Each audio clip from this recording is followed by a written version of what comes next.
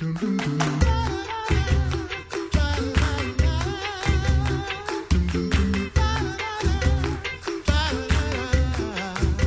back to the Coffee Hour. I'm Sara Golseth. And I'm Rachel Bomberger, sitting in for Andy Bates. Thanks for being with me today, Rachel. Thank you. I really appreciate it. But we do wish that Andy will feel better. Yes, Andy, get better soon. I mean, I like having you in studio, but I like when he runs the board because then I don't accidentally press the wrong buttons. Yeah, please don't. Hey, I actually turned everyone's mics on today. Bravo. So, yay. Success. Gold stars for me. I'm a millennial. I need cookies and stars. Anyway, thanks to our underwriters, Concordia University, Wisconsin, for their support of the Coffee Hour. You can find more information about them at cuw.edu, or you could go to our website, too. Find their logo in our underwriter section. Thanks for all of your support, Concordia, Wisconsin. So we're talking about winter blues today and winter recipes. So something sad and something really happy. It'll be fine in the next 12 minutes.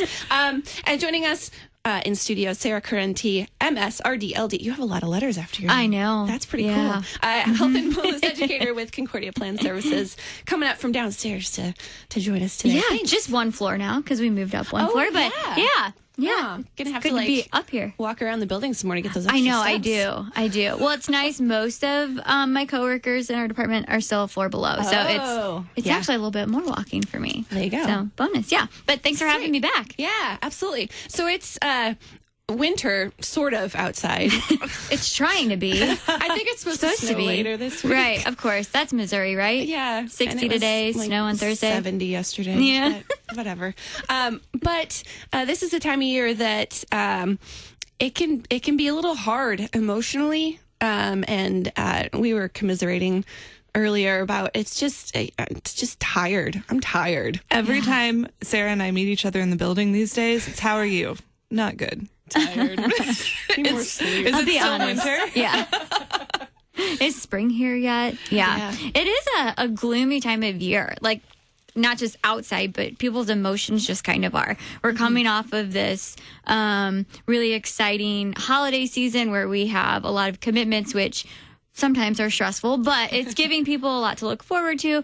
And then some people are kind of left this time of year with like, now what? Like, now what do I have to look forward to? Oh, nothing, because it's dark all the time. But it shouldn't be so sad. And some people this time of year then start throwing around that seasonal affective words or phrase. Maybe people get the winter blues, sure, but it could legitimately be a true diagnosis in some people. It's actually a form of depression. It's a form of mental health that has to be addressed just like any other mental health sort of issue.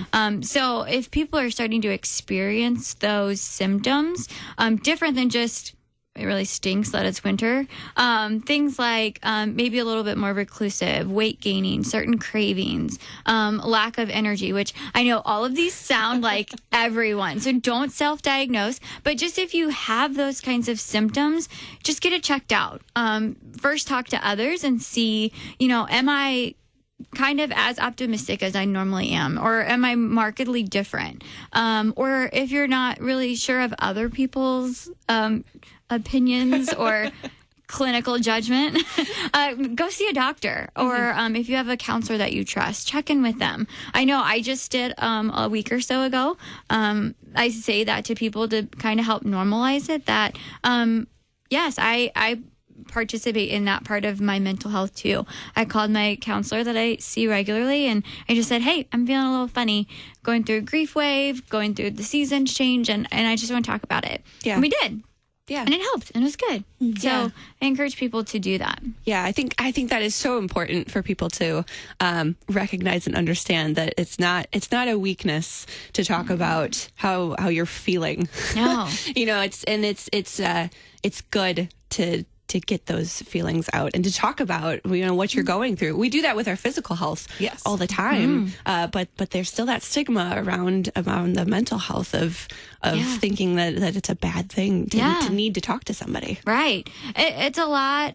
Maybe it's a generational thing, or I don't really know how it's come to be, but a lot of people have that, you can just think your way out of it, which isn't always the case. And even when I was struggling with postpartum anxiety issues and I went to my doctor, knowing all that I know about mental health, she was like, let's look at it this way. How many people go get glasses when they can't see to clear things up? So she gave me some medication to help me clear my mind in order to do the counseling work that I needed to do to overcome those anxieties. And that's what worked for me. But it started with me talking to my doctor after I had loved ones tell me, something just isn't right. Yeah. Maybe you should go ask about it. Yeah. So that's what I would encourage people to do. Also, good self-care. Make sure you're physically taking care of yourselves. I know that I'm cranky and I don't have good emotional health when I'm tired or I'm not eating right.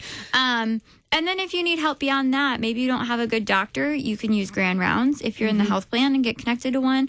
Or not just for our health plan members, but for all of our church workers, you have the ability to use the Employee Assistance Program. So going on to mysigna.com, and if you're a health plan member, or there's a special link for our non-health plan members, which I can share with you, Sarah, because it looks like some IT gibberish when I say it and write it out. But we just know that is an option too.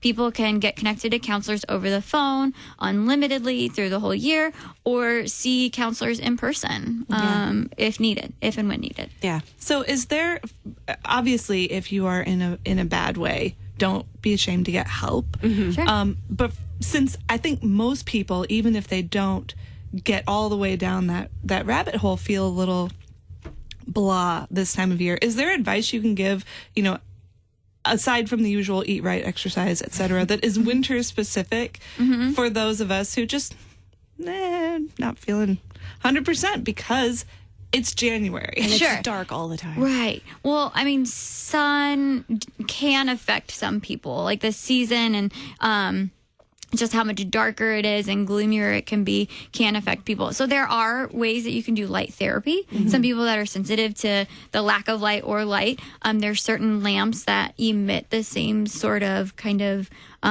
rays that the sun would, not in like the harmful ways, but like in the beneficial ways.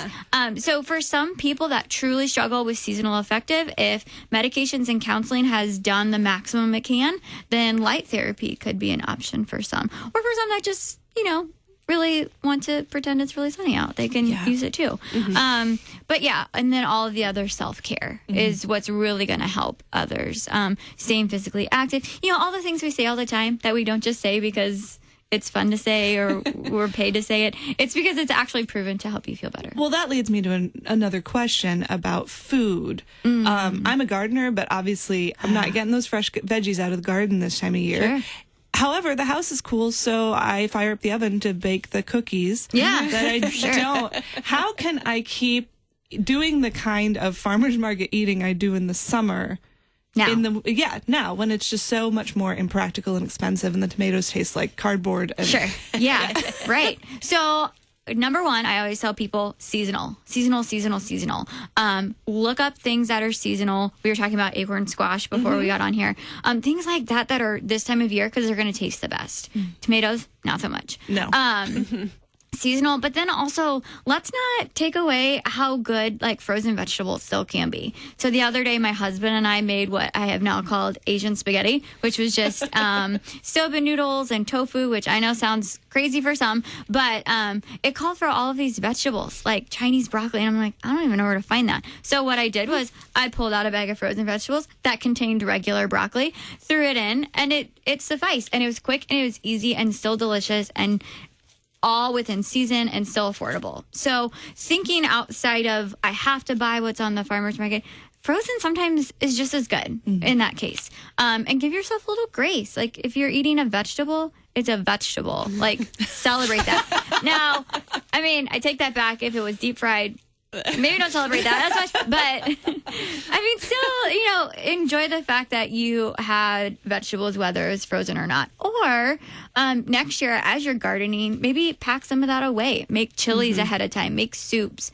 and freeze that, and kind of keep that so that you still have the great tasting fresh produce, even if it was kind of frozen in time, literally, and captured all of those nutrients to use later. Yeah, that's helpful. And soups, I do feel, are the silver lining of the winter season. Yeah, that's true. Soups and chilies. And they're so comforting, too. And that's what a lot of people go for this time of year. It's dark and it's gloomy, and food is comforting. That's a beautiful part of it. But how do we still stay healthy doing it? And those are great ways. Either planning ahead, working with some of your fresh produce earlier in the year, or just getting the frozen stuff that's already there. Like when I made my Asian spaghetti, which was so good, you guys. It sounds good. I'll have to share the recipe. Yeah.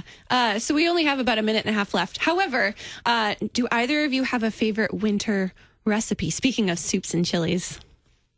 Oh, yeah. I really, really love corn chowder. Oh. A little heavier on the butter than probably is good, but the potatoes and corn, and I put in onions and green peppers for a little savor, and it just is this wonderful mix of sweet and savory, and I could eat that every day. Yeah, that sounds delicious. I am very similar. I like really chunky chilies, and I have a sweet potato chicken chili recipe, and it's just very chunky and hearty, and we put fire roasted tomatoes in it, and just chunks of sweet potatoes, chunks of chili, and then some beans. It's super quick and easy, and it's just so hearty and like warm and soothing, and it's delicious. Yeah.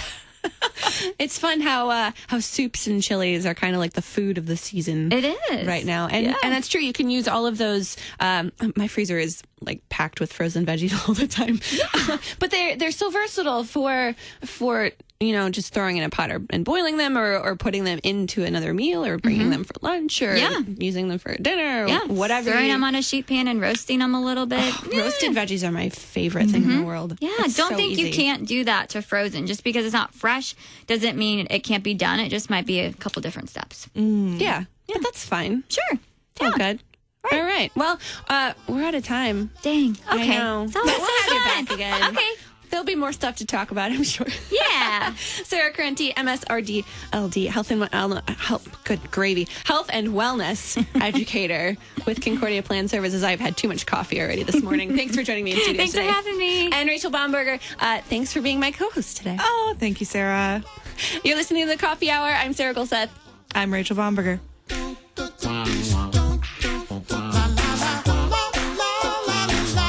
The Coffee Hour with Andy and Sarah is a production of KFUO. To support the Coffee Hour and KFUO Radio, visit KFUO.org. You can also text KFUO to 41444 or send an email to gifts@KFUO.org. And you can call us at 800-844-0524. KFUO. Christ for you, anytime, anywhere.